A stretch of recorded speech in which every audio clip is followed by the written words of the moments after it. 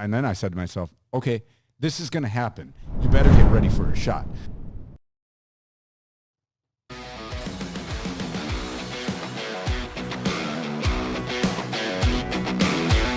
Welcome to Archery Country Podcast.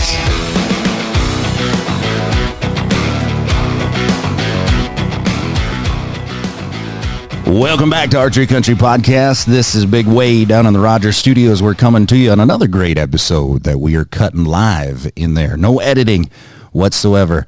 I have some super cool guests with me. You guys have become familiar with another voice on Archery Country Podcast. Our other host, the WP boy, Mr. Troy Spooner, is sitting directly to the right of me. Also, I guess I don't have to explain to the right of me because this is also being videoed. You can find us on a YouTube channel called Bowhunter Loco.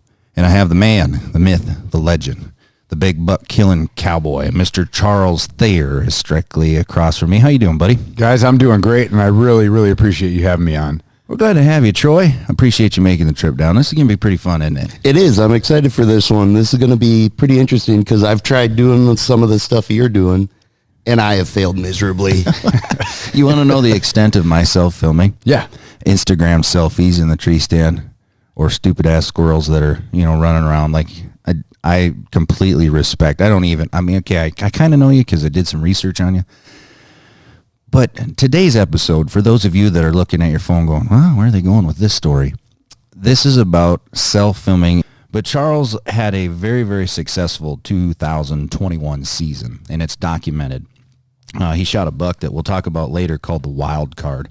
And he's a stud. He's super wide. He's super cool. You already seen the pictures on the intro to this. But Charles, if you don't mind, I want to elaborate on how it adds another degree of difficulty. Yep. Is just from basing off it. It's common knowledge, right? You got camera equipment. You want to have, I don't know all the terminology, but a center stage presentation. You want things in focus.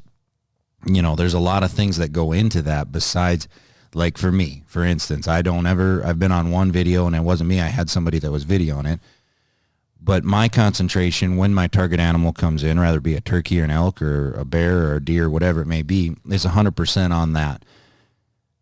How much more difficult is this? Or is it opposite where it takes your brain and you can focus on a couple different things so maybe you don't have what we call buck fever? Yep. Or do you still get it? Like, take me a little bit on that. No, you're absolutely right. I mean, just on that last piece real quick, it does just distract your brain a little bit. I'll admit, I have fallen asleep in the stand many times, right? It's like I think sleeping in a stand or in a saddle is one of the best parts of hunting. But once I decided to actually film my hunts, I found that I don't even have the urge to because I'm trying to create a video. I'm trying to tell a story more than just capturing the harvest, more than just shooting the target buck that I'm after. There's a whole story, especially when you're showing these videos to people that aren't really into the hunting lifestyle or don't hunt. They need to understand kind of what more goes into it than just killing the animal. Because as we all know, it isn't just about killing the animals. And I think it as well is we all want to be one with the animal, right? We want to study and we want to learn. It doesn't matter what your animal may be.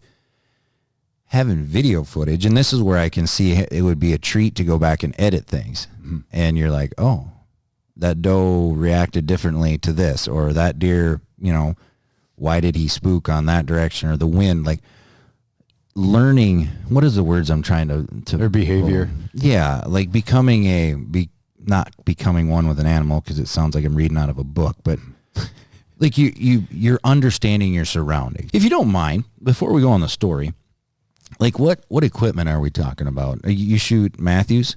Yep, I do shoot a Matthews. Gosh, I can't keep up with which one it is. Vertex. It's a Vertex. Yep. Thank you. So I already know the answer to this, but I might as well ask it. Are you a saddle hunter, tree stand hunter, both? So I saddle hunt as much as I can, but I have, before I got into saddle hunting, I had already set up many stands at home, at my lease and everything. And it just, to me, it doesn't make sense to pull those down. They're in good spots. Yep. It's easy. You get out there, clip in, and you don't have to worry about the ropes in the saddle and getting all set up that way, especially for self-filming. However, saddle hunting to me is the absolute breakthrough for my hunting. A lot like John Eberhart said, to go back to a tree stand would set him back 30 years. He would never go back. I firmly believe that everybody should have a saddle as one of their tools in their bag. So 2021. Yep. This video, again, attached here to the bottom, link in bio, I guess, if you wanted to say that. Take us through your 2021 season, when you started a relationship with this buck, or you don't have to go into where you were at or the property even, but just hey, I want to hear this story behind not only just the shot and the kill, but the whole season added up to it. Yep, totally. And I appreciate you asking. But we're into November, and all of a sudden I got some photos. I checked some cameras. I got some photos of him. He showed up one time in late November. And I'm like, wow, that's amazing. But I know where he lives. He lives over on the neighbor's property, and he just one time. So I didn't get overly excited. I continued to hunt hard. I mean, in that video, you'll notice I put up on the screen, it was over 60 hunts. So that's including mornings and afternoons, about 160 hours in the tree stand, 17 different sets, 17 different locations for hunting. And so I was grinding, man. I was doing everything I could. I started seeing one buck that was like, oh, that's going to be my target buck. He was a half rack. I don't know if you remember that guy. Mm-hmm. Yep. Really nice, mature buck, really, really respectable, but he only grew one side because he probably got maimed on the road at one point in his life. But I had 3 encounters in a row with this thing, and I'm thinking, this is going to be mine because I'm getting closer. I'm closing the deal. So you mind if I get into the morning of? Absolutely. So get up the morning of, the kids got to go to school. I was supposed to hunt 2 hours before I actually ended up waking up. I'm like, crap, I slept in. I'm like, all right, well, I might as well help the kids out, get them ready, say goodbye, walk them out to the school bus, got them off. And then I'm like, almost skipped going out. I'm like, it's already late. What are the chances? Whatever. And then I'm like, no, you know what? There's a little snow. I'm going out. So I went out. It's weird because some of the hunts that you think you're the most screwed up hunts. Like, I made a lot of noise coming in. I forgot my bow. I went, but this didn't happen on this hunt. But in general, some of the hunts that you think are so shot and screwed up because of things you did getting out there and getting ready end up being some of the best hunts. And this is no different than that. So I get out there 45 minutes later. I'm just kind of dinking around, watching, looking, doing what I do. And 300 yards away, and again, we're a gun season here, so it's rough. 300 yards away, a doe steps out into a cut bean field.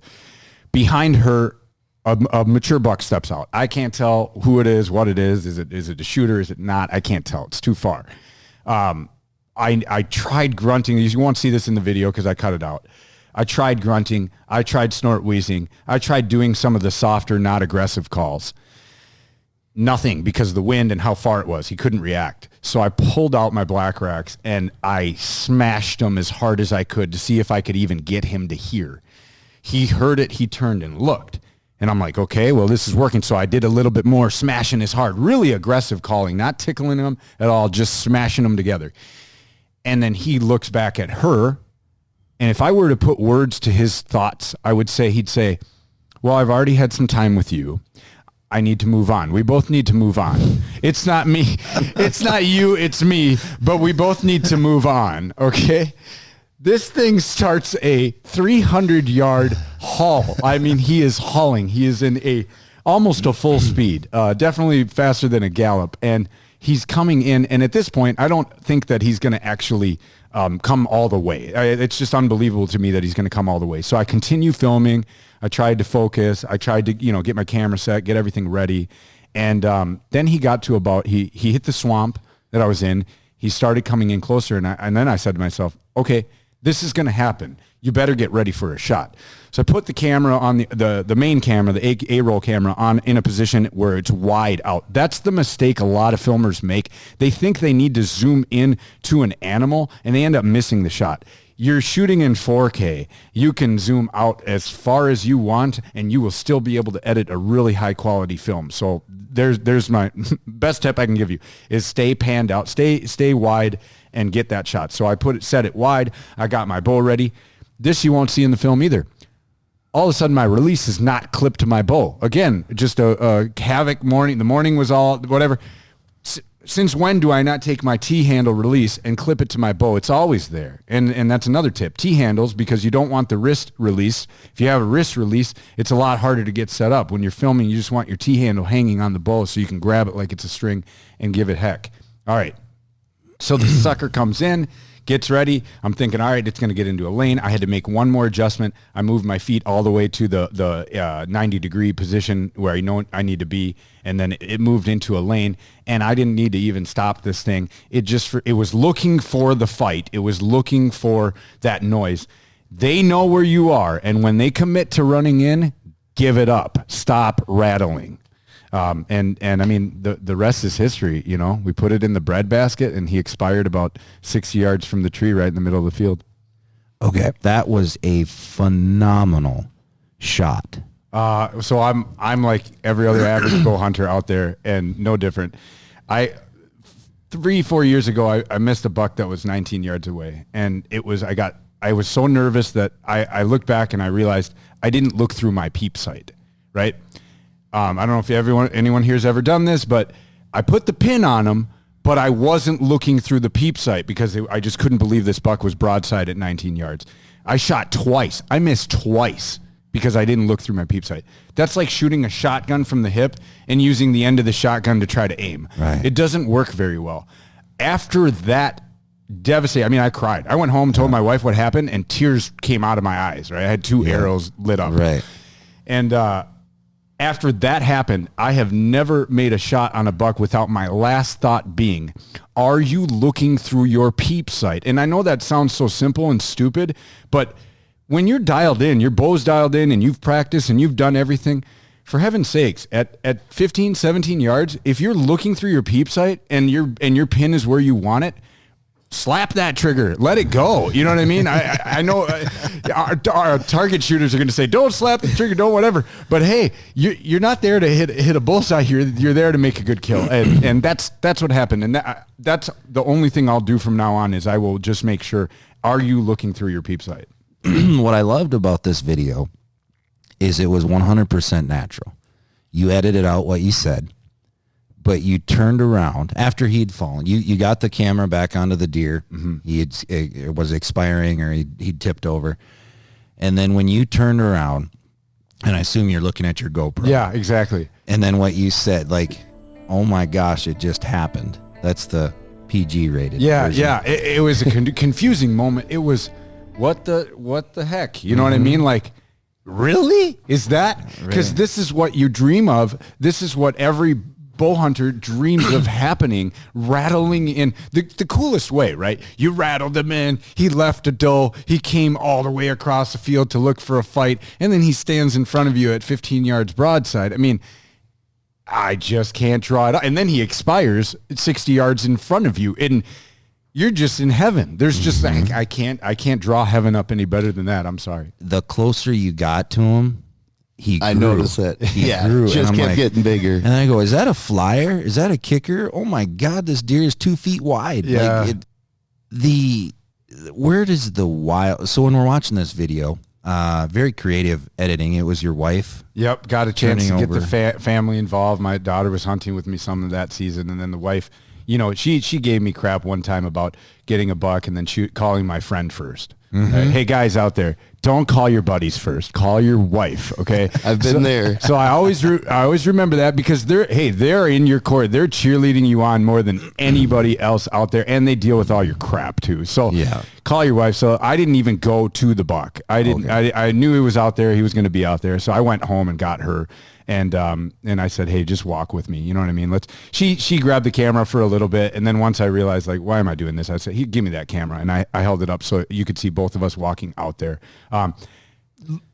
Honestly, one of the most special, emotional moments. It was a tough year for us. We had a tragic loss in our family. My mom had died just a little bit sooner than before that had happened. And so just a ton of emotions came to me right when that happened, and getting my hands on him. And by the way, I knew what buck it was because there's no other buck in the area that looked like that. And I knew that was the one my neighbor was sending pictures of. And it was just, I was elated. That's the best word I can use. That's a very good word. It's wild card. Where did the idea come with the tarot cards? Yes. Okay. Well, I really wanted to get my wife involved, and she's in a little bit of that Eastern spirituality stuff, the stars and the the months and all that stuff. So I want to support what she's into. But it was a way to break up chapters, right? So like you have different chapters of a story, and I felt that it was important to have the story broken up into different chapters, and rather than just being like chapter 1 and then chapter 2. I really like the way you tied in that last card that was flipped over. Yeah, with the deer. With the deer on it, and just with the music and everything. It's like, oh my God, here we go. Something's about to happen, man. Yeah, I got a lot of feedback on the film that from people that aren't necessarily into hunting. So people that are non-hunters that watch it, they're like, well, I don't really know what's going on. And, you could have done maybe a better job, because I asked for the feedback, right? You could have done a better job of explaining things or telling a story. But I'll be honest, man, I've watched so much outdoor television, and if I hear more guys whispering in the stand, I'm going to go friggin' nuts. It's like, for me, I get sick of my own voice, so you're probably getting sick of my own voice, and I'm not an expert. I'm not an expert bow hunter. I'm just a guy out here having a lot of fun. So why not put some killer music, some killer effects in there, and make it something somewhat artistic, right? And that's how I felt about the video. I felt that I put together a work of art, and so it may be different, it may be quirky, it might not tell a story the same way a lot of other pro hunters tell a story, but to me, it's exactly what I wanted. I got to ask you. So for people who are listening and not watching, you got to watch the video. Where did the this eye come? thing, Yeah. the two fingers with the eye thing? So that is my way. That's my call sign to let my family and friends know that I'm thinking about you, and you're watching this and I'm watching this. Like we're here together. I might be out in the woods, hours away, miles into the woods, and I'm not going to talk to you for a few days. But when this all comes around and we watch this video together, you'll know that I was thinking about you, and you're thinking about me, and we're connected, we're together. So that's the bow hunter sign off, bow hunter loco sign off, right? It's the two eyes thing, right? I love it. Very cool. Yeah, thank you, man. It's a cool story behind it. Thank you, man. Look for more to come. Again, a lot of the equipment that Charles used on that, from some of the stuff we've seen in the tree saddles we carry, also the Matthews bow, the broadheads, the release, a whole plethora of things. I want to congratulate you or commend you on keeping it natural, like not fluff, not a bunch of bullshit. Absolutely. So it was man. cool, and the story the same way. We love revealing that, and hopefully come December, maybe we can do a podcast before you release your next video, if things work out for you. Yeah, well, I think they will. I just want to mention one last thing, guys, that doing this is extremely rewarding. It's an awesome way to get your friends and family involved. It's an awesome way to share what you're actually doing out there. I encourage anybody that has any interest at all in self-filming, get out there, give it a shot, see what happens. You never know. You just may draw a wild card. I love it. On behalf of everybody at Archery Country Podcast, we appreciate you listening, and we'll see you on down the road.